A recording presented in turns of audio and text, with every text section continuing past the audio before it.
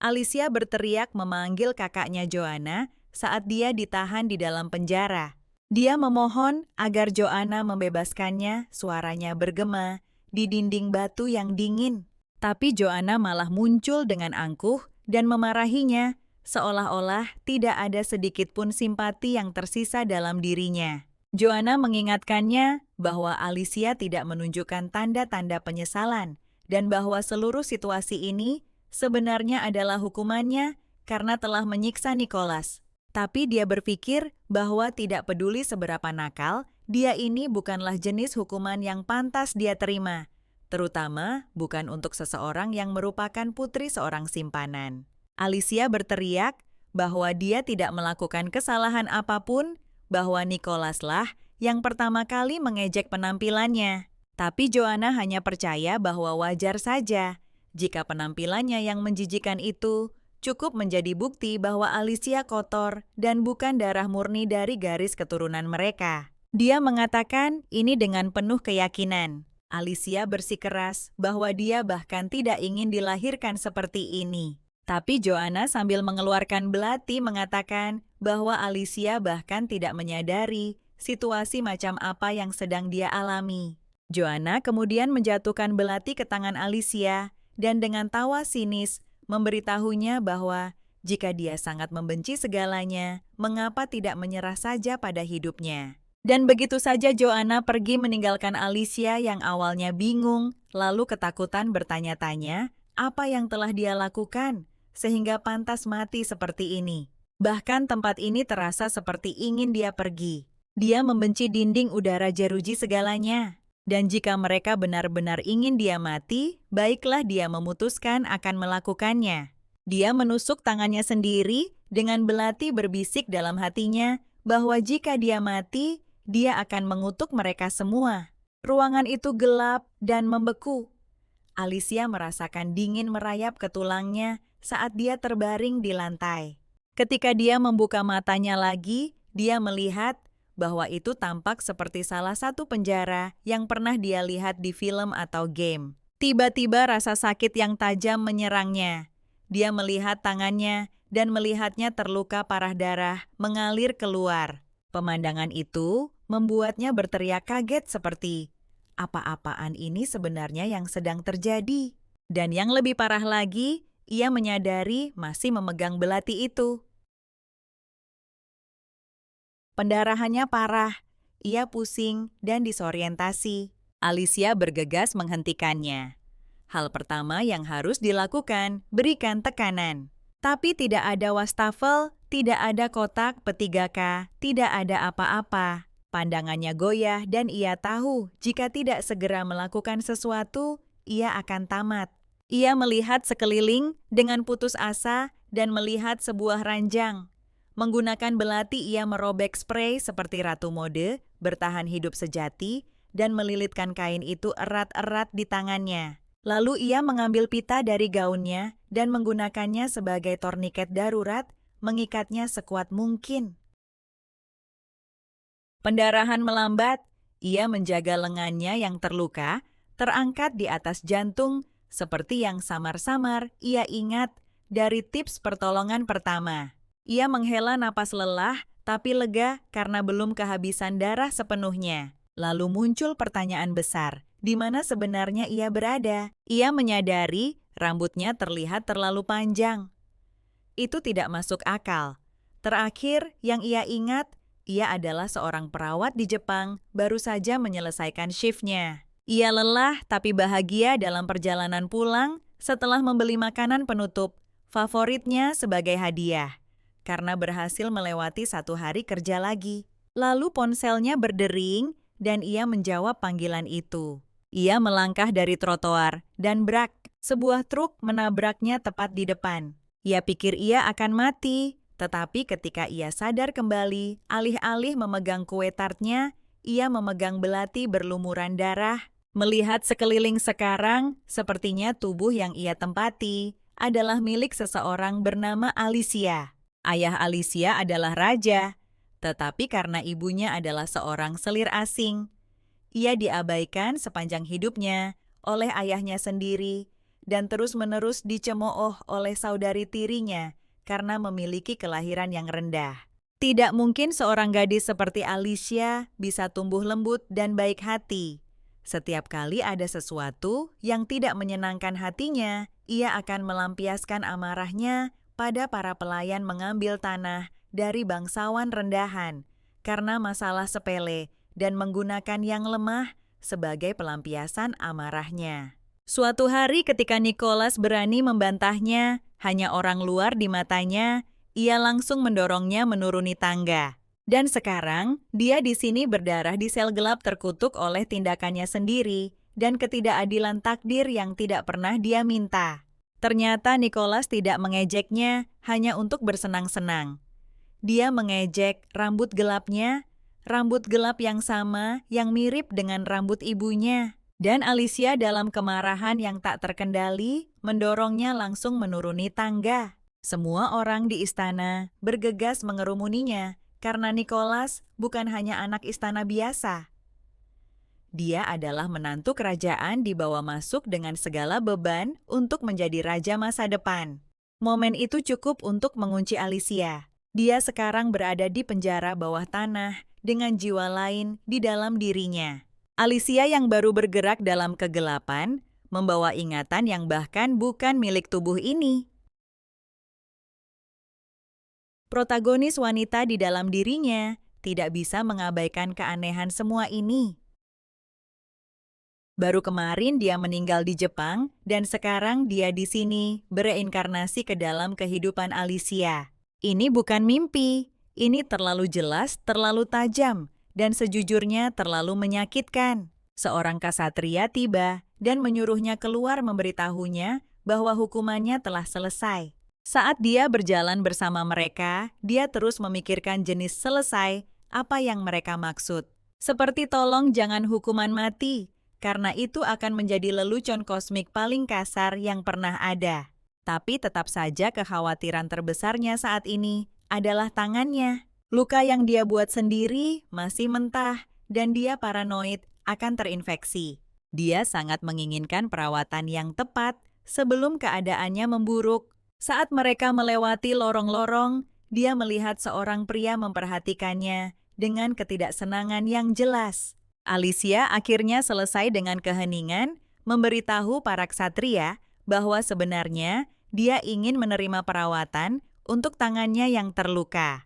Tapi para ksatria hanya mengatakan bahwa ayahnya sedang menunggunya. Pintu terbuka dan dia melangkah ke aula besar untuk pertama kalinya. She sees the people she is supposed to call her family. Nicholas is here already starting his act, pale and wounded, while Joanna immediately scoffs, announcing that it looks like Alicia's face alone has traumatized him. Then Joanna spins toward her with that venomous glare, shouting that Alicia still has the audacity to live when she was the one who pushed Nicholas down the stairs. Joanna doesn't just yell. She storms right at her and grabs her by the hair and demands she kneel before Nicholas. Alicia can't believe this level of humiliation. No wonder the original Alicia turned twisted in the first place if this is how she was always treated. Still, it is true she did push Nicholas down the stairs. Alicia tries to speak, trying to ask Nicholas if he was really that injured.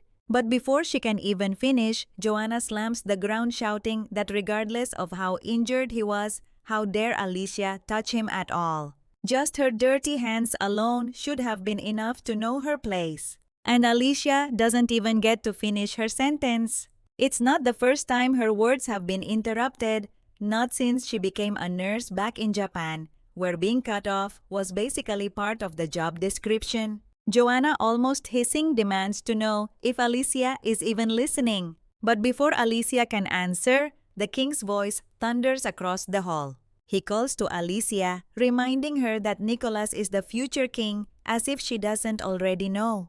He declares that no matter how unfair the circumstances were, the reality is that Alicia harmed him, and that could have led to a major injury. Alicia honestly is kind of numb to being scolded by others at this point. She admits her fault openly, saying that she did wrong and will accept punishment.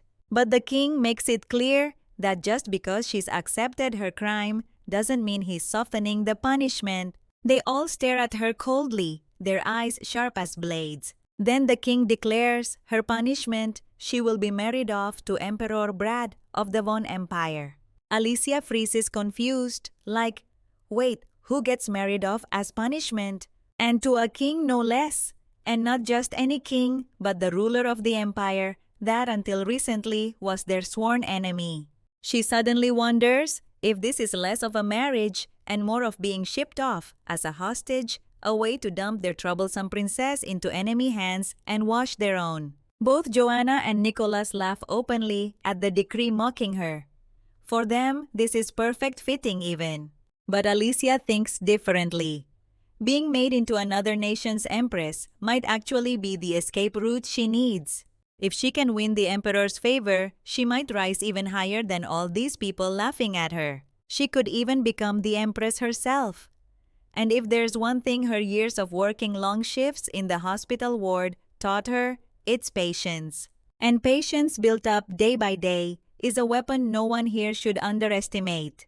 The Von Empire stands as the neighboring nation to Arion, the kingdom of Arion, a major trading hub that has been locked in endless sea wars with the empire for what feels like forever. Yet in a shocking twist, both nations have recently slid into a severe armistice agreement. Like, let's not blow each other up for a hot second. The newly crowned Brad Infamous across the land is now branded as the cold-hearted king. He was only the 5th prince in the imperial line of succession, yet as soon as the previous emperor fell gravely ill, Brack went full villain mode. He framed his elder brothers for treason and executed them without mercy. Whispers run wild that all these so-called crimes were in fact totally fabricated receipts cooked up by Brad himself. He even executed his closest associate straight savage energy. His mother, the Empress, was also thrown into confinement under the flimsy pretext of illness. Everyone knows the vibes in the Empire. No one dares defy Brad. Tradition hits different in the Empire. Whenever a new king ascends the throne, it's required for him to take at least 13 consorts, all paraded dramatically in the royal carriage like it's some cursed reality TV dating show. Alicia's aide drops the truth bomb on her, saying she needs to catch Brad's eye no matter what. Lucky for her? Or maybe unlucky? Depending on how one looks at it, due to the recent civil war, Brad hasn't taken a single consort since the very day of his coronation. Now word is out that all 13 consorts are being summoned to the capital at the same time, like all at once. The first impression isn't just important, it's basically life or death. Alicia sighs, realizing the absurdity of it all. To her, this feels less like politics and more like being dropped into a wild harem game she never signed up for. Not only is she about to marry the nation's worst enemy, she's also expected to compete for his attention, like some contestant on the Bachelor Blood Oath edition. Her aide makes things worse by explaining that Brad has already declared no disputes over the throne will be tolerated. Once the first prince is born, all the other consorts are getting yeeted, straight up divorced without ceremony. Alicia is shook because she's already heard rumors that Brad himself was the messy agent of chaos who caused disputes in the first place. The aide brushes this off, insisting that what she heard was just a rumor and reminds her that she shouldn't mengatakan hal seperti itu di dekat Brad, kecuali dia ingin langsung tamat. Namun Alicia tidak bisa, tidak memikirkan masa depan. Jika Brad pada akhirnya benar-benar akan menceraikannya, dia mungkin sebaiknya kembali ke rumah. Saat dia mengumumkan hal itu, tapi ajudannya praktis mencemooh kenaifannya. Seolah semudah itu jika Alicia serius berpikir, dia bisa begitu saja kembali ke rumahnya. Setelah semua ini dia delulu. Gadis itu sendiri sangat menyadari bahwa melarikan diri itu mustahil. Dengan kata lain, jika dia gagal mengamankan posisi permaisuri, dia akan langsung diasingkan. Dan bagi seseorang seperti dia, pengasingan di dunia yang tidak dikenal ini bukan hanya akhir yang buruk, Itu praktis hukuman mati. Dia tidak mampu menggunakan sihir atau bahkan alat sihir dasar, yet she carries royal blood. Maybe, just maybe, her face will be her one shot at survival. Still, Alicia can't shake the thought that something is seriously off. For some strange reason, she cannot use magic at all. In this world, literally, everyone is born with magical powers, and their everyday lives are made easier with convenient items called magical tools. But her not a zip, nothing. That's the true definition of incompetence. Final boss level useless. She realizes that if she gets booted from the palace, she won't even last a week outside, which means she needs to grind hard. Hardcore sweat mode. If she wants to survive on the following day, she tells herself she should at least mencoba bergaul dengan bantuannya di tempat aneh ini. Tempat baru ini, tapi jelas dia mengabaikannya. Ketika dia akhirnya berbicara, dia memperkenalkan dirinya sebagai Duke. Alicia seperti tunggu apa? Dia tidak percaya namanya benar-benar Duke. Dia mengepalkan tinjunya, seolah-olah ketidakpengenalannya menyakitkan. Sepertinya dia sama sekali tidak mengingatnya. Dengan suara yang tegang karena amarah yang tertahan, dia menjelaskan bahwa dia berasal dari keluarga bangsawan, berperingkat rendah yang tanahnya disita olehnya. Setelah kehilangan segalanya, dia direduksi menjadi posisi pelayannya, diasingkan bersamanya dari kerajaan. Awalnya, Alicia benar-benar bingung apa yang terjadi di sini. Tapi kemudian dia teringat, kenangan membanjiri, dan dia ingat bahwa Alicia yang asli memang melakukan hal seperti itu karena alasan yang sangat sepele, seperti tidak menyukai warna pakaian mereka. Dia telah merebut paksa tanah keluarga mereka. Bayangkan, bertemu bangsawan untuk pertama kalinya, dan dihakimi hanya karena palet warna Anda tidak serasi. Seperti gadis itu, bertingkah seperti polisi mode kerajaan. Dan itu menghancurkan hidup itu, melambangkan kesetiaan. Tapi Duke, yang baru saja tiba dari pedesaan, sama sekali tidak tahu itu. Alicia sudah menanggung frustrasi yang berat. Dia pasti mendapatkan banyak musuh karena perilakunya. Akhirnya, dia secara resmi meminta maaf kepadanya, mengakui secara terbuka bahwa kurangnya pertimbangannya pasti telah menyebabkan banyak kerugian baginya. Dia tidak memohon padanya untuk memaafkan kesalahannya, tetapi dia benar-benar berharap dia akan tetap di sisinya mulai sekarang. Duke yang selalu tenang menjawab bahwa dia berniat melakukannya karena di matanya itu adalah tugasnya. Akhirnya mereka tiba di ibu kota. Pengumuman besar tentang kedatangannya dibuat. Kepala pelayan memberitahu mereka bahwa para selir akan masuk secara berurutan, satu persatu, dan bahwa mereka harus menunggu sampai nama mereka dipanggil. Alicia berterima kasih padanya atas informasinya, duduk di sana dengan gugup sadar bahwa dia akan bertemu dengan pria paling berdarah dingin di antara semuanya. Meskipun kehidupan Duke di pedesaan keras, dia tetap memastikan untuk mendapatkan pakaian dengan warna dan kain yang sama dengan Brad untuknya hampir seperti jaminan diam-diam. Tak lama kemudian, seseorang mendekatinya, menanyakan apakah dia juga menunggu untuk menghadap Brad. The girl looks every bit like a princess. Alicia greets her politely, introducing herself as Alicia. The girl smiles gracefully and introduces herself as Wendy. She says she is glad to meet her. Alicia, trying to be helpful, tells Wendy that she has heard rumors that the emperor is wearing white today and suggests that Wendy should also change into a white dress. Wendy's expression drops into sadness. She hadn't heard anything about that at all. She thanks Alicia for telling her and says she will go get changed into white so that she doesn't end up hated by Brad. Alicia watches her leave but doubts stir in her chest. She wonders if she is being low-key bullied here, if maybe she is the only one who didn't get the memo. Even in the world of her past life, there were always outcasts, and it seems like in any world, the situation repeats the same way.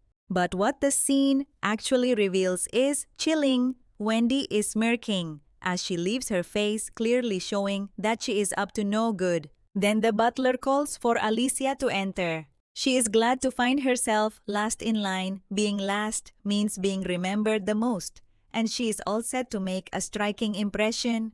The gates open, and there he is, the king himself, dressed fully in white. Alicia takes a step forward, her confidence steady until laughter cuts through the hall. All the ladies are wearing dresses in different colors, none in white. Her heart sinks instantly, confusion rushing in like a wave. Why the hell did this happen? Even Wendy, now standing among them, is laughing at her. Brad scoffs cold as ice, declaring that as the symbol of truce, her father said he would send his daughter as consort. But now Brad wants to know what exactly is the meaning of this. Alicia herself is burning with the same question. How is she supposed to know this? He asks her what the meaning of this is while she is literally spiraling and wanting to run away from here. He claims he did hear some rumors about her being the youngest, the stupid and the arrogant. He scoffs at the thought, questioning inwardly if she really thinks she is equal to him, because in this empire only the empress can wear the same clothes as the emperor. She realizes that their culture is the total opposite of hers. She turns her gaze toward Wendy, who is scoffing like she already saw this coming. She knew it all along, but still pretended not to know. It is not just Wendy though. Everyone here is basically her enemy. She tries to clear the misunderstanding, saying that she is really sorry for this lack of knowledge, because in her nation, wearing the same clothes as the Lord is meant for submission, not equality. Yet he shouts that this is his empire. She knows instantly that whatever she says now is useless, because it will only sound like an excuse or some made-up lie. He questions if someone set her up. If she is claiming that she was deceived, the thought of Duke suddenly crashes into her brain like a bad pop-up ad, because it was him who chose the dress for her. But she shakes off this suspicion because it cannot be him. They had to go straight to audiences right after their arrival, so there was barely any time to check the culture here. Besides, no one except the emperor himself pointed it out earlier. Brad questions further, wondering if she is just going to blame someone else for this disaster and sacrifice them. Instead of herself, she cannot tell if he is saying this because he is losing his patience and wants her to shift the blame, or if he is testing her to see if she will throw someone under the bus. She feels that maybe he might forgive her that way. But still she bows to him, insisting in her own words and mind that it was only her lack of knowledge. Because even if she drags the Duke into this, it is not guaranteed that Brad will forgive her. The whole thing feels less like judgment and more like a giant test, and she low-key hates being anyone's exam paper.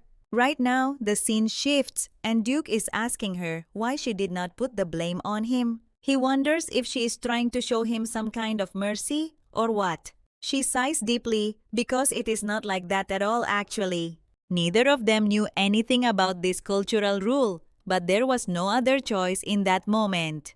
Duke clears his throat and points out that even if he had taken the blame, failure was still going to be a failure.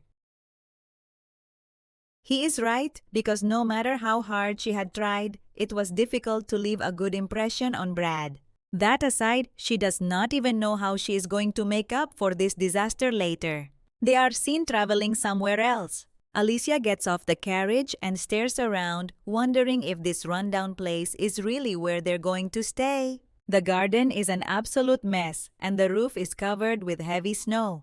She had heard that it was supposed to be a palace, but now looking at it, it feels like a prank. It is called the Bezel Palace. The 13 noble consorts are each gifted with rings, adorned with gemstones, and they will be staying in palaces named after their rings, each connected to the months of the year. From January to December, the order of the rings also signifies the ranking of the consorts, but all Alicia got from Brad was an order to disappear from his sight. The ring given to her is almost equal to her being non-existent because her place is the 13th. It signifies not only that she is last, but that she barely counts at all. She starts to cry because she did not even get a gemstone. She mutters an apology to herself, admitting that she got carried away in the glow and thought maybe there was going to be a turnaround. For her to actually get married here, it was really foolish of her. The reality is brutal.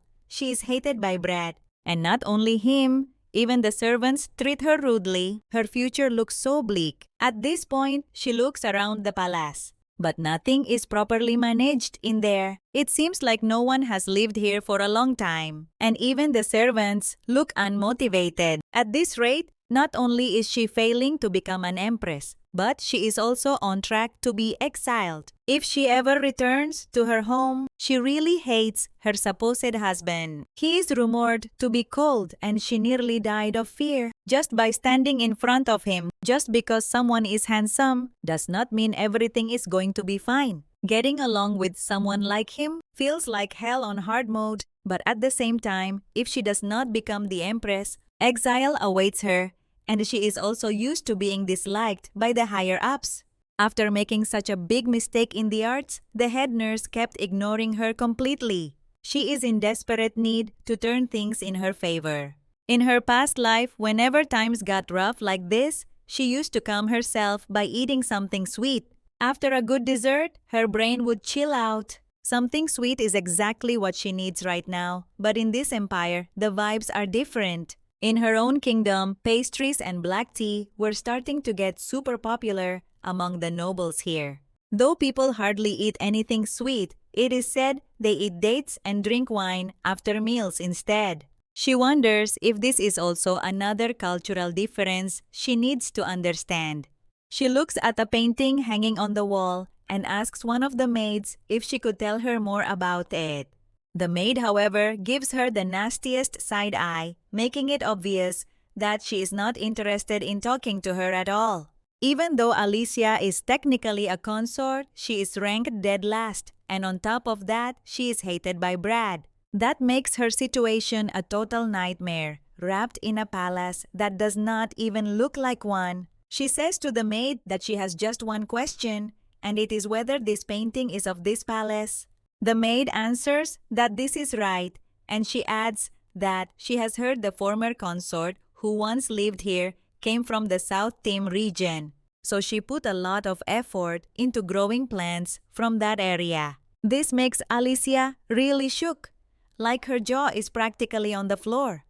The maid also adds that the flower blooms in summer, but Alicia bolts off running. Like she just had 5 espresso shots, she rushes outside and starts digging into the snow. Bertekad untuk melihat apakah ada tanaman layu yang tersisa. Dia mencoba menarik sesuatu keluar, dan boom! Keluarlah seikat besar ubi jalar. Alicia menatapnya. Dengan kegembiraan murni seseorang yang menemukan wifi gratis, di antah berantah Duke muncul dan bertanya padanya apa yang sebenarnya dia coba lakukan dan apakah dia sudah gila. Alicia dengan gembira menunjukkan ubi jalar padanya yang baru saja dia gali, seolah dia sedang mempersembahkan harta karun tersembunyi. Duke menatap, bingung tak percaya. Tidak mengerti apa-apa di dunia ini, bahkan ubi jalar itu apa. Alicia cepat mengerti bahwa di kekaisaran ini, mereka mungkin tidak memiliki kebiasaan memakannya. Dan bahkan, jika mereka tumbuh di kebun, mereka mungkin hanya dianggap tanaman hias. Dia kemudian menyatakan dengan tekad dramatis bahwa dia akan memasak beberapa untuknya. Since sweet potatoes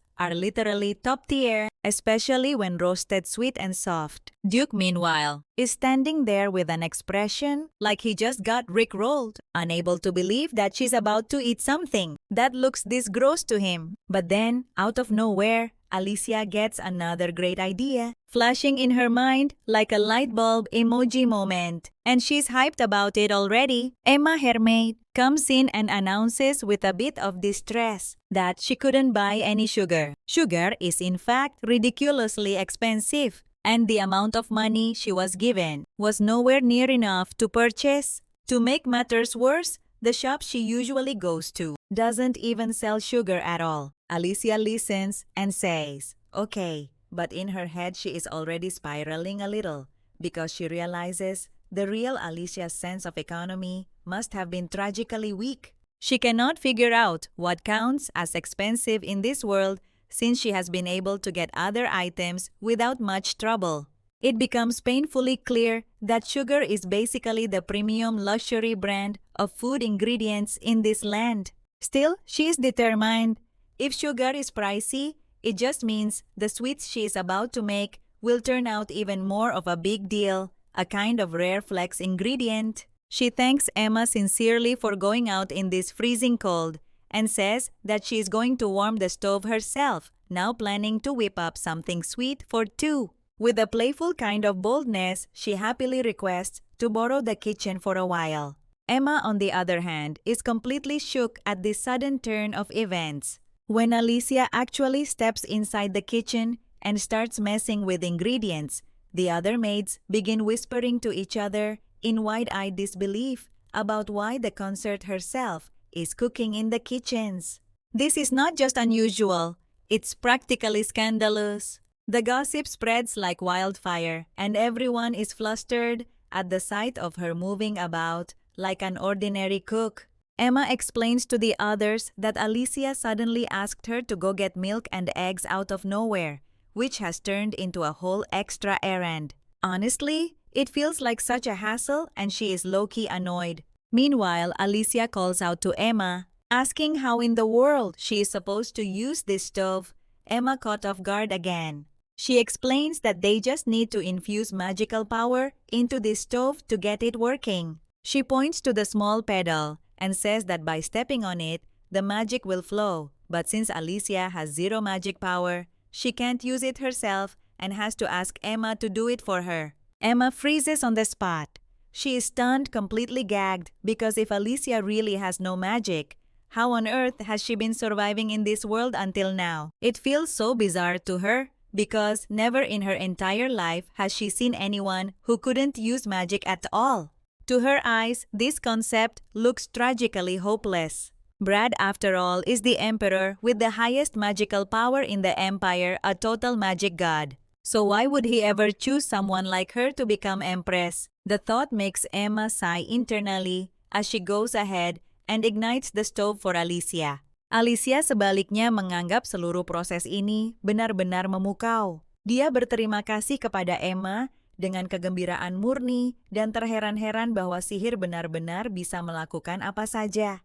Dia seperti anak kecil yang baru pertama kali menemukan Wi-Fi. Emma bagaimanapun mengerutkan kening pada dirinya sendiri dan berpikir bahwa pujian seperti itu sejujurnya hanya pantas untuk Brad saja.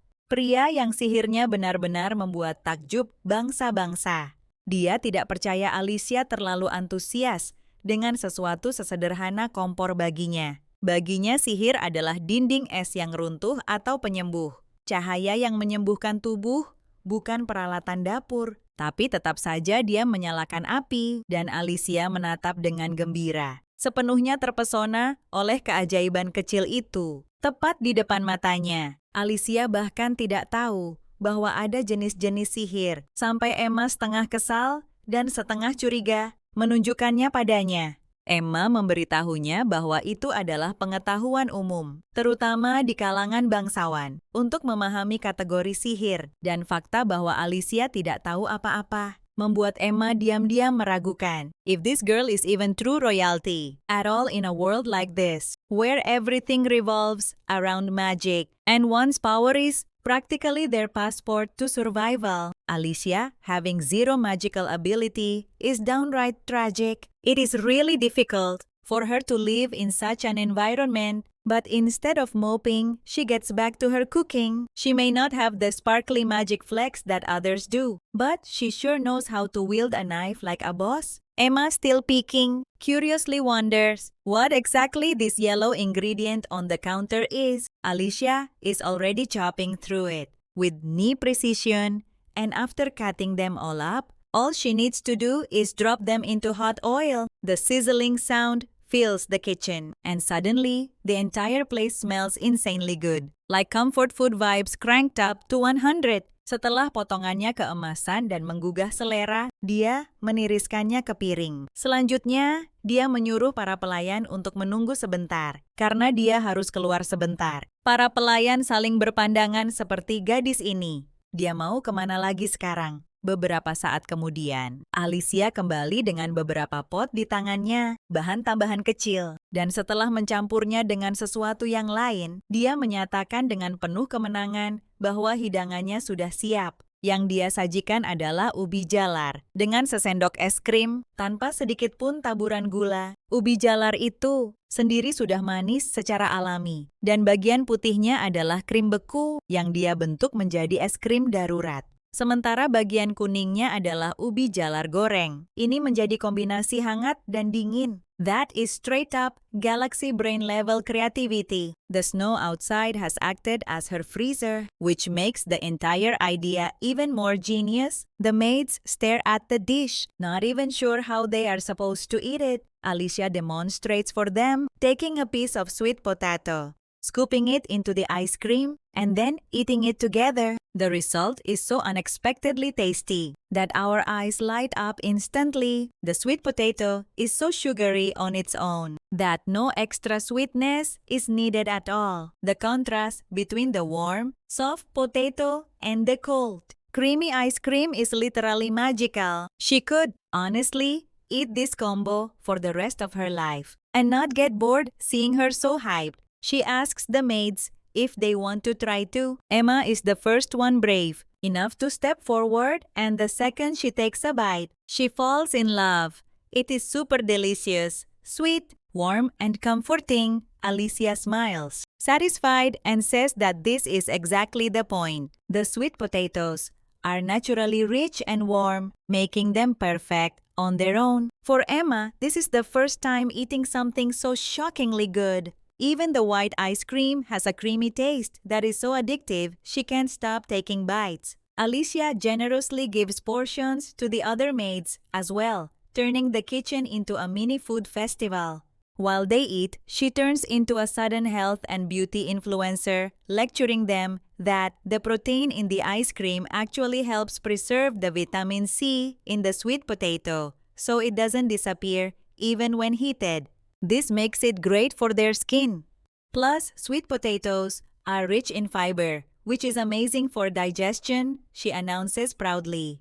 She announces proudly that this treat is good for both beauty and health. The maids are so into it that they completely forget about gossiping. They are simply enjoying the dessert like loyal subscribers to Alicia's cooking channel. Just when everything is going great, Duke suddenly walks in. Alicia immediately calls out to him, telling him to come and join them because the dish turned out really delicious.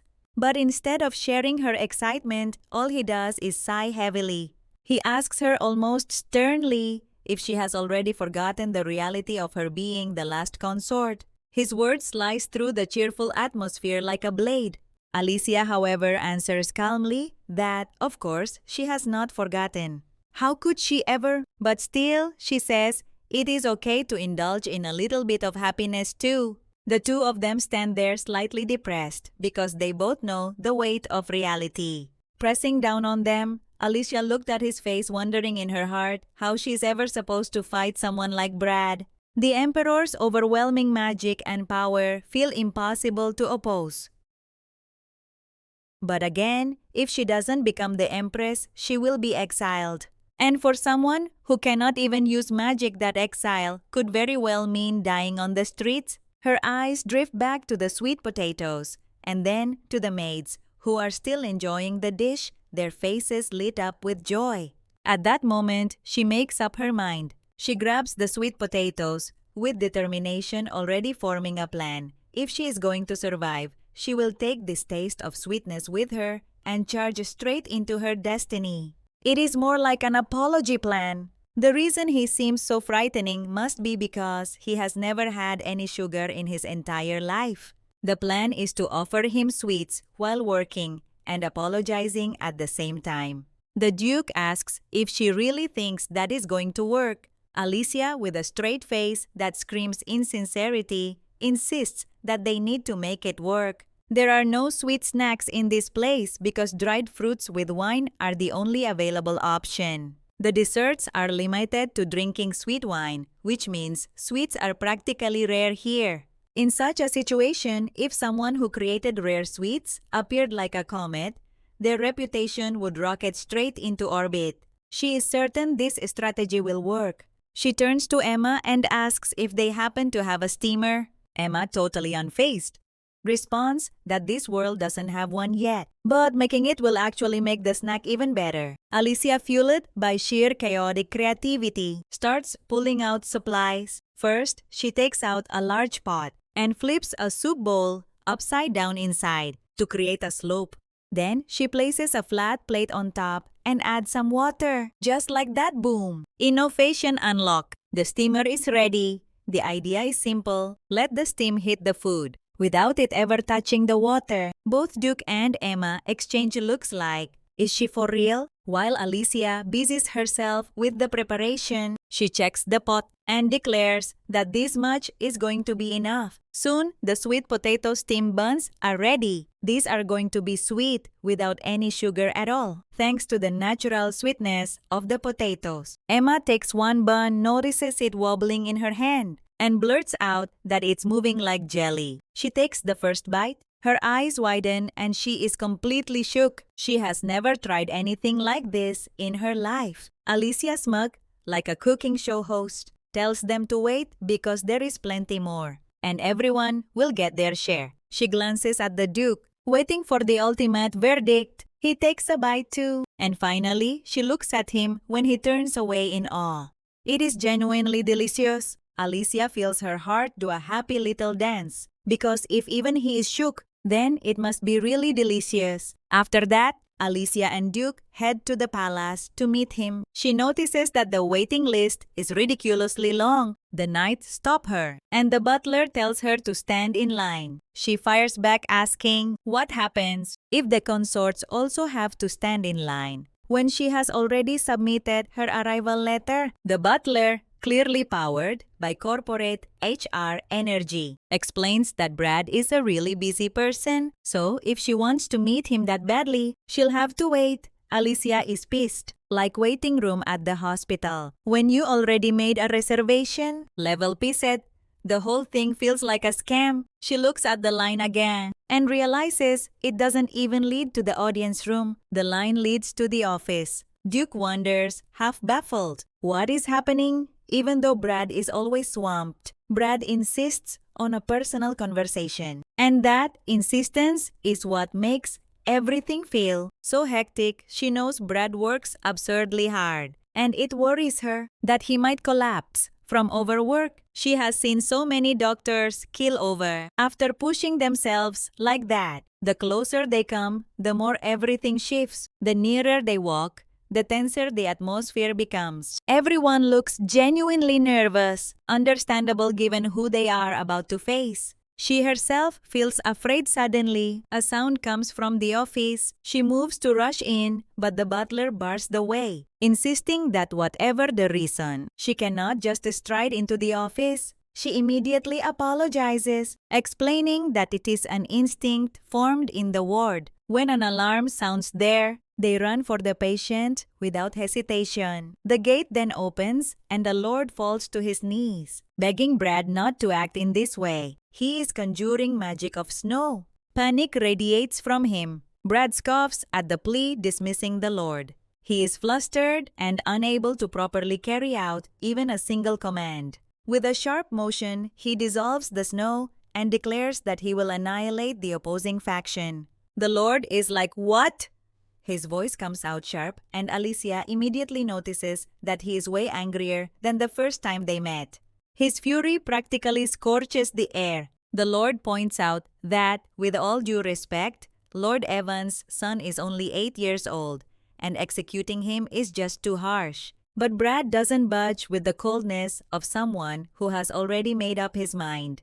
He insists that if the boy is left alive, he will only grow up to become the seed of rebellion. The Lord argues back, saying he could send the child to a monastery instead, where he would be isolated and given the chance to reflect on his faults. If raised in isolation, the boy would never even think of rebellion. Brad only scoffs at the suggestion, calling it naive. His eyes narrow sharp as daggers, and he points out that no one can guarantee the boy wouldn't eventually crawl out someday and take revenge for his parents. With all the enemies Brad already has, the safest thing is to nip it at the bud before it grows. The whole conversation terrifies Alicia. She's standing there frozen, realizing this man she's supposed to marry is seriously planning to kill an 8-year-old. Cold-blooded doesn't even begin to describe it. This emperor is terrifying on a level she hadn't even imagined. When Brad's eyes suddenly lock with hers, her heart jumps into her throat. So for now, she does the only thing she can think of. She smiles, fake it till you make it right. Brad suddenly shouts at her demanding what she's even doing here and orders her to leave. She practically flinches as the butler steps in smoothly, announcing that today's audience has ended. She can't believe it. She just got scolded again. Honestly, she's starting to think the steamed buns she bought herself in Japan before dying were the last truly good thing in her life. Totally wasted now, Duke suggests they head back. For now, Alicia looks out the window of the carriage and feels restless. She wants to take a walk before returning. When Duke asks her what she is planning to do, she brushes it off, saying nothing. She just wants to clear her head. The Duke warns her not to get lost, but she waves it away and continues walking. This palace is enormous, and until now, she hasn't even had the chance to properly explore it. Today, she finally takes in the vast garden, even though it isn't in full bloom. The space feels alive. The air is different here, warmer, softer, filled with the sense of soil and flowers. She walks deeper until the atmosphere shifts the quiet of the greenery wrapping around her. It's beautiful. Her eyes wander and she spots a strawberry patch first nearby, inside a greenhouse. Ada pohon jeruk. Bunga-bunga hias ada di mana-mana. Tanaman hias berjejer di sepanjang jalan setapak. Dan yang mengejutkan mereka, bahkan menggunakan bunga ubi jalar sebagai hiasan. Mungkin di dunia ini, orang-orang tidak mengenali tanaman tertentu sebagai makanan. Sejujurnya tempat ini liar sekaligus mempesona saat dia berkeliling dengan mata terbelalak. Seseorang mendekat dan bertanya apa yang dia lakukan di sini. Terkejut, dia berbalik dan menemukan seorang pria. Dia segera meminta maaf, mengatakan dia hanya ingin melihat-lihat. Lalu penasaran dia bertanya, apakah pria itu yang bertanggung jawab atas taman? Dia menjawab ya, tapi sebelum dia bisa melanjutkan, dia mendekat dengan mata berbinar, melontarkan pertanyaan sebenarnya yang ada di benaknya. Apakah mungkin dia bisa berbagi stroberi dengannya? Alicia benar-benar bingung. Sepertinya di kekaisaran ini, mereka bahkan tidak menyebut stroberi sebagai stroberi. Ketika dia menunjuk ke arahnya pria itu, menatapnya seolah dia berbicara bahasa lain. Dia memiringkan kepalanya bertanya, apa yang sebenarnya dia bicarakan. Matanya beralih ke keranjang di tangannya. Sepertinya dia sedang memanennya. Dia menjelaskan dengan sangat serius bahwa ini dimaksudkan untuk dibuang. Rahang Alicia ternganga. Maaf, mengapa ada orang yang membuang harta karun alam yang begitu indah? Pria itu bingung dengan reaksinya. Dia belum pernah melihat orang memakannya, bahkan belum pernah mendengarnya. Namun dia mengangkat bahu dan berkata, dia tidak keberatan berbagi, meskipun dia tidak tahu apa yang akan dia lakukan dengan itu. Meskipun begitu, dia memanggilnya dengan pangkatnya, meskipun itu adalah pangkat terendah yang mungkin, yang hanya membuktikan bahwa semua orang tahu siapa dia. Sayangnya, mereka mungkin hanya mengenalnya dari sisi yang paling negatif. Tukang kebun di dekatnya yang menyaksikan kejadian itu bertanya, apakah dia menginginkan hal lain? Alicia menjadi ceria dan meminta agar dia mengambil beberapa roti sebagai ucapan terima kasih. Dia menjelaskan dengan antusias bahwa itu adalah bakpao. Pria itu menatapnya sejenak lalu terkekeh. Dia mengakui bahwa dia telah mendengar desas-desus bahwa dia jahat, kejam, dan tidak berperasaan. Tapi sejujurnya berdiri di sini, sekarang dia hanya terlihat unik, lebih seperti energi gadis aneh daripada penjahat. Alicia berdeham dan dengan cepat menjelaskan dirinya. Bukan berarti dia jadi liar karena stroberi. Dia hanya bersemangat karena stroberi itu terlihat sangat segar dan juga karena tamannya sendiri sangat indah. Dia melontarkan pertanyaan, menanyakan apakah dia yang merawatnya. Dia mengangguk, dan Alicia dengan gembira memuji tempat itu mengatakan, itu menakjubkan. Dia menambahkan bahwa semua taman yang dia lihat sejauh ini indah. Tetapi yang satu ini membuatnya merasa paling nyaman, seolah-olah memiliki aura penyembuhan. Still, she knows she should head back. She thanks him again for the strawberries and promises to share something with him later too. As she leaves, the man watches her curiously, wondering if she actually plans to make food with the strawberries. Alicia nods. Yes, she does. But it would be so much better if she had sugar. Unfortunately, she already knows sugar is hard to come by. He confirms her suspicion. Of course, sugar is rare here. It has to be imported from the southern nations, and everything is monopolized by the Aryan kingdom, which slaps ridiculously high tariffs on it. This revelation shocks her. Suddenly, everything clicks into place. No wonder there are so few sweet foods in the empire. Sugar isn't just a luxury, it's practically a weapon. It's monopolized by Aryan, the nation famous for maritime trade.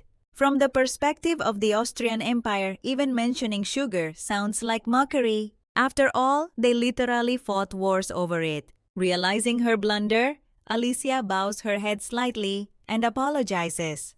She hadn't meant to offend. She was just thoughtless, speaking without considering the empire's scars. The gardener, however, simply hisses at her to leave the gardens immediately. She doesn't argue. She thanks him one last time for the strawberries and takes her leave. Begitu dia menghilang di jalan, setapak tukang kebun menghela napas dan melepas topinya. Penyamarannya terbongkar dan terungkap bahwa itu adalah Brad sendiri.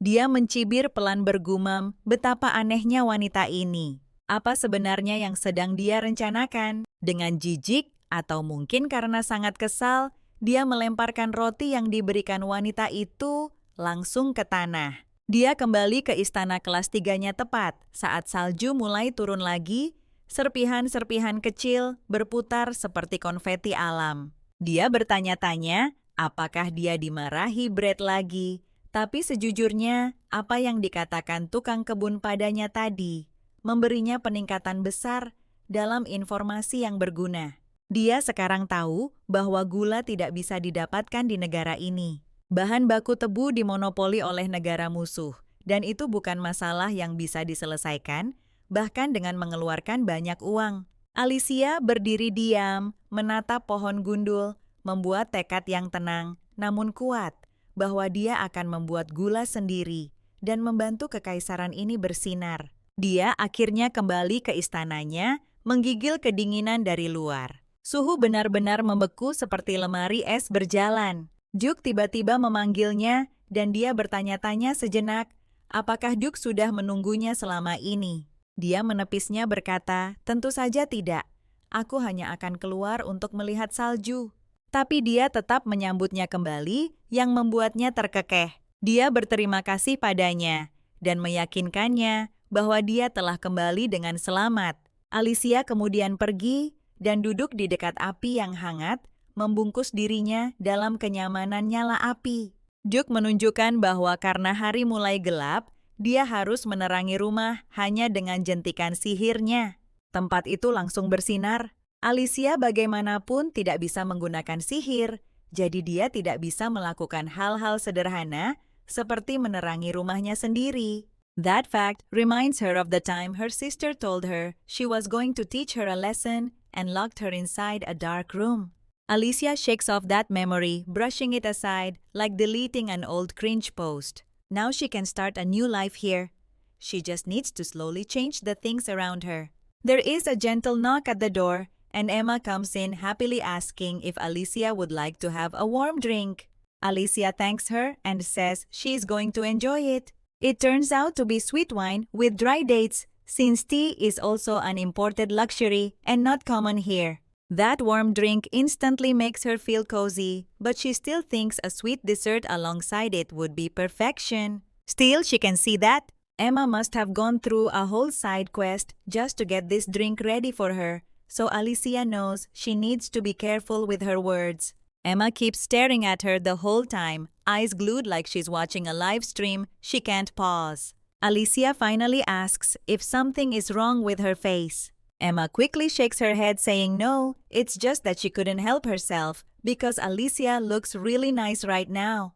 Alicia blinks at her low-key, wondering if her skin is breaking out or something. Like, is she glowing or glitching? She honestly can't tell. Emma says yes, but she quickly adds that this is something she really cannot just ask the healer to fix for her. Seeing Alicia reaching out, Emma warns her not to touch it because if she does, it is only going to make things more complicated and it might even leave a scar. Then, almost like remembering, in real time, she mentions that, just like she had said earlier, that sweet potatoes are rich in vitamins, so she should eat them more often. Emma, determined, packs up her nerves and says she will go and make some good potatoes for her. But the thought lingers inside Alicia too. She thinks to herself that maybe it's not just about surviving on potatoes, but about creating something that can spark joy. So she suddenly declares to Emma that she is going to use the kitchen again. Without hesitation, she dives into action, starting to prepare something new. The maids gather in curiosity, whispering again as Alicia begins her little project. This time, she gets her hands on strawberries. Emma is completely taken aback because strawberries are rare and expensive, the kind of fruit nobles would keep under lock and key. Emma blurts out, half panicked, asking if Alicia stole them. Alicia, all calm and smug, assures her that she didn't steal a thing. She got them directly from the gardener. Then she works with the milk, boiling it down carefully until it thickens. What she creates is condensed milk, but without any added sugar. A surprisingly low-calorie version that still tastes heavenly. She hollows out the strawberries one by one, menuangkan susu kental manis, lalu menaruhnya di luar di salju agar membeku. Tak lama kemudian, es krim susu kental manis stroberi sudah siap. Camilan kecil seperti permata yang manis, asam dan benar-benar lezat. Rasanya meledak dengan kesegaran. Dan karena stroberi kaya akan vitamin C, Alicia dengan bangga menunjukkan bahwa itu juga baik untuk jerawat. Pada dasarnya, ini adalah perawatan kulit dan hidangan penutup dalam satu gigitan. Ketika dia meminta semua orang untuk mencobanya, para pelayan tidak bisa menolak mereka masing-masing menggigit. Dan Emma khususnya benar-benar terpukau. Dia merasa makanan manis ini terlalu enak untuk menjadi kenyataan. Dia sejujurnya tidak pernah tahu stroberi bisa selezat ini. Alicia berseri-seri dengan gembira melihat mereka menikmati kreasinya, senang bahwa improvisasi kecilnya telah menghasilkan keajaiban. Again, but right in the middle of this wholesome dessert moment, Duke arrives and calls out to her. He tells her that she has received an invitation for a social gathering. Alicia freezes because she clearly has no idea what this means. He explains with a sigh that the social gathering is a banquet held once a month, a place where the emperor and all 13 concubines come together in the same room. Alicia instantly realizes that this could be the perfect opportunity for her to appeal directly to Brad. The Duke reminds her that the selection of the Empress will be based on the evaluations made at these gatherings. It's literally Judgment Day disguised as fine dining. Alicia clenches her fists, thinking that even though all the politics and interactions sound annoying and exhausting, she still has a chance to flip the script.